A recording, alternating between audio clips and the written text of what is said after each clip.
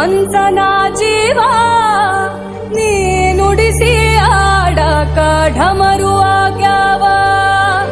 ಯಾಕ ಶಿವಲಿಂಗ ನಡೆಸುತ್ತಿ ಹಿಂಗ ಏನೇನೂ ಇಲ್ಲಯ್ಯ ನಮ್ಮ ಕೈಯಾಗ ಎಡವಿಸಿ ತಾಳ